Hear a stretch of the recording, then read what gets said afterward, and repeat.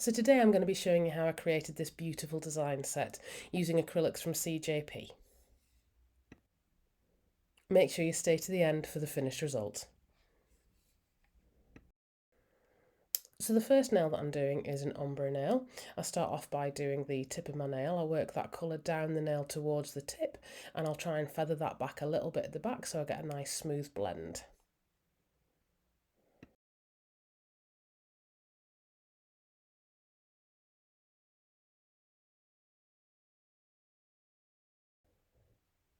So you see there I'm feathering that back just to make that show that blend is relatively smooth. Then I'll move on to the next one while that dries down a little bit. This one is also an ombre nail. I start off with a nude colour covering the nail bed, and then I fade that down towards the tip. I do my cuticle work first just to make sure that's really smooth and crisp. I add another bead as well because I wanted a little bit more depth of colour and also to create a little bit of structure. That bead was a touch large, just wipe it off. Really easy to work on these design hands because they don't have the body heat obviously setting the acrylic. And then I'm just working that down. The next I go in with my lemon curd glitter. This one is from CJP. The other yellow is lemon yellow from CJP. It's a beautiful, soft, slightly shimmery yellow. So that one I'm just again fading that back up, making sure that my blend's nice and smooth at the top. The next nail that I'm doing is a French nail. So start off by creating my French, just bringing that smile down a little bit. I wanted it to be quite long because it is quite a long nail, so I wanted to balance it out quite a bit. I do add a second bead because I did need that for the structure. Even on the design hands I try and do the structure because I think it's really good practice when you're working on a human being. So again, just one more bead here in a second that I'll add on there, and I'll just blend that down to the front. If you're going to be working in two beads, sometimes I will do that in clear. But as I'm quite confident with my ratio now, I did do it in the same colour. Then the little finger is one colour, so I just did that all the way down. I did like a solid colour of lemon. It's a really pigmented colour, this one, so I was able to work that down, and then I'll add more beads as and where I need them.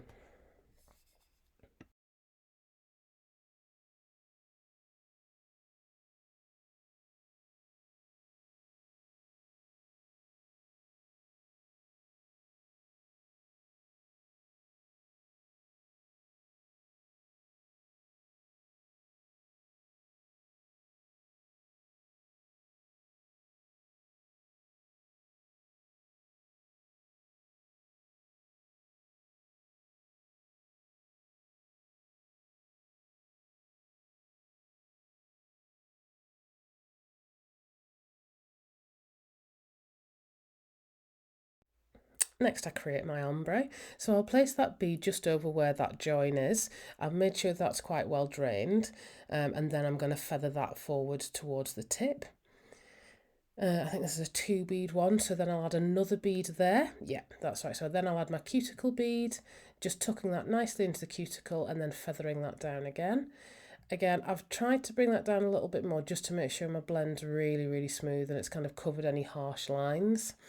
Then the middle one was an ombre too, again working in 2 beads, relatively well drained, feathering that down over each other to kind of get that depth of colour, and then you can still see the glitter underneath it as well. Finally, I cap all of these nails before I move on. I cap them all in clear.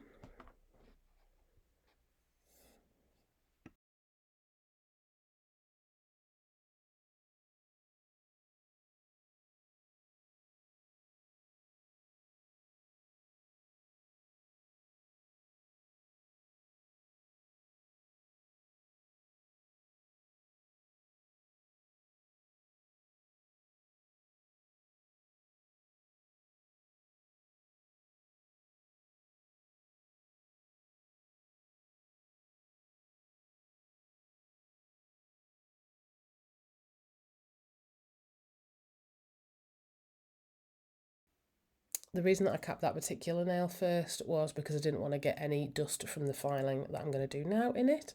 So what I'll do is I'll go around that smile line with my file just to make sure that's really crisp.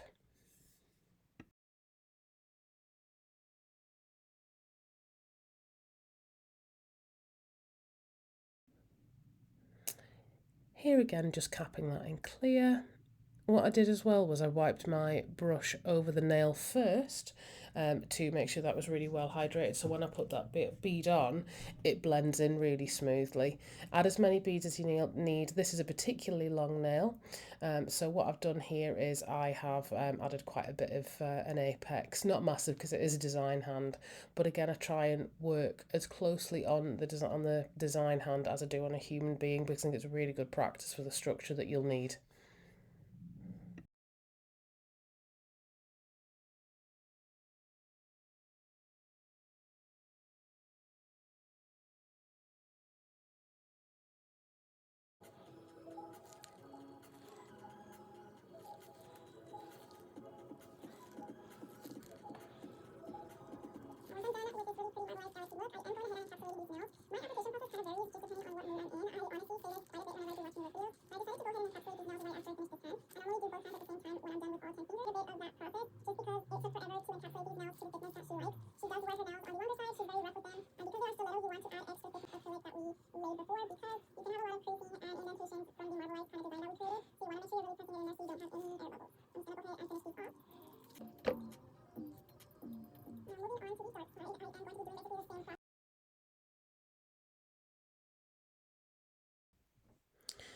So after really refining that smile line, I go in with the solid colour. So I put that round the smile line, because if I just went in with the glitter, you wouldn't get the crisp finish that you'll see at the end of the video.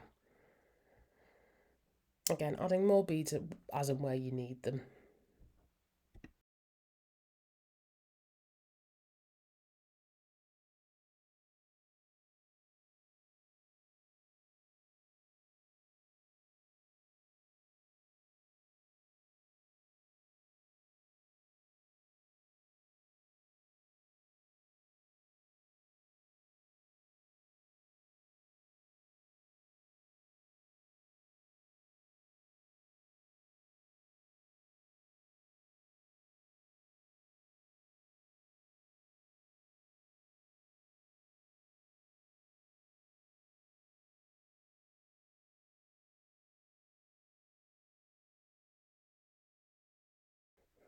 Once I'm happy I've covered that entire smile line, I will go in with my glitter. I didn't bother fading that all the way down because this is a really dense glitter, and sometimes it can look really nice if you don't kind of cover it all the way down. It gives like a really nice depth to the finished nail. Then I cap that in clear.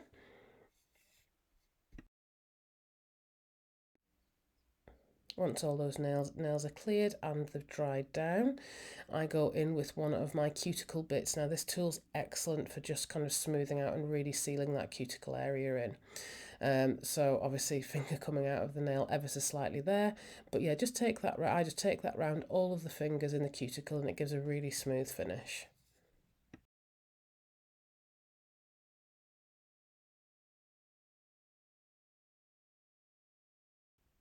So here, using a fine to medium ceramic bit, I go around and I obviously file in my smile line, take some of that bulk off, some of that excess product, so I can go in with my hand file. It just makes life a little bit easier in the long run.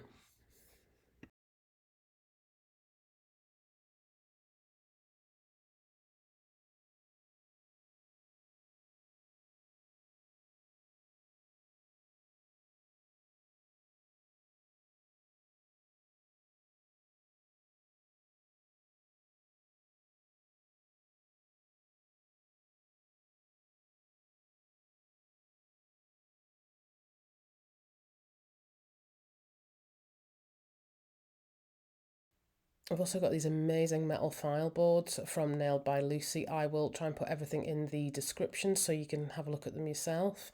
But they are fabulous because of the shape and stuff, especially on a nail like this. It made getting that really crisp shape really, really easy. After that, I cleanse them and then I top coat, ready for my art.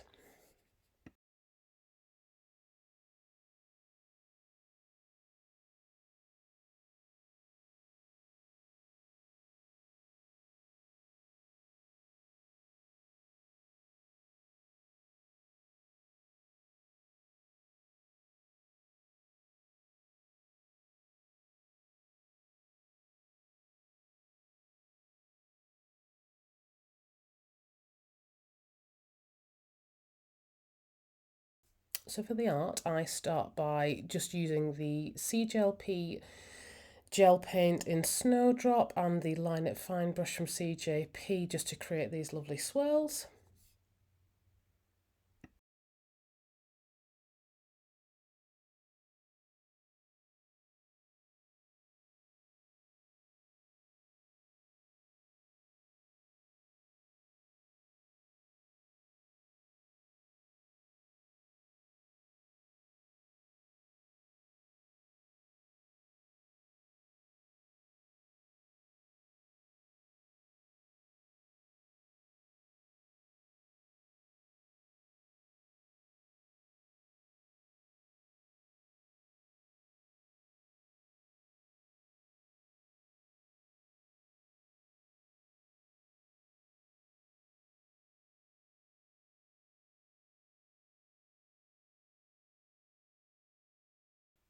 Before I've cured them, once I've finished the swirls and they look all how I want them to, I dust them with a very, very fine glitter. This particular one is Golden Glow from Sonia Williams.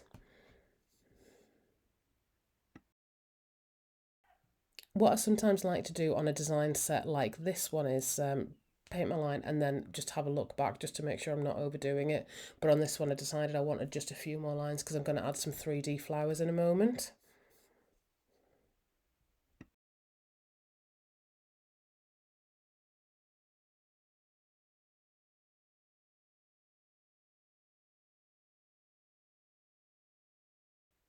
Again, going back in with my Golden Glow just to make sure that line looks really, really pretty and stands out.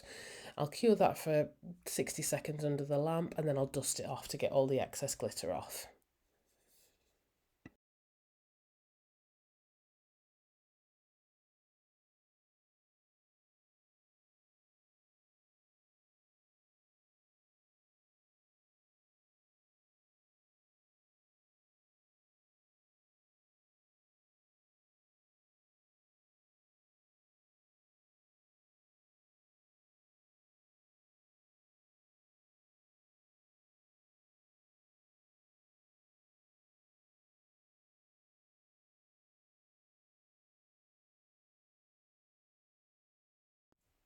I got a new glue from Makartt, which is a rhinestone glue. It's fabulous actually. It comes, I think it's about £8 from Amazon. I'll see if I can find the link for you. But basically, you can squeeze it directly from the tube onto the nail, and it is fabulous. And then obviously, once you've got all of your gems where you want, you can cure it in the lamp. I particularly like this because it gave you a little bit of extra playtime. The kit I got came with the tube. It came with a little tub of the glue and a brush as well. You'll see the brush in a minute when I do the middle finger, I think it is. But it was really, really handy. It meant that, rather than having to rely on glue, I was able to move the flowers and the stones, that kind of thing, around as I needed and I wanted them to be positioned.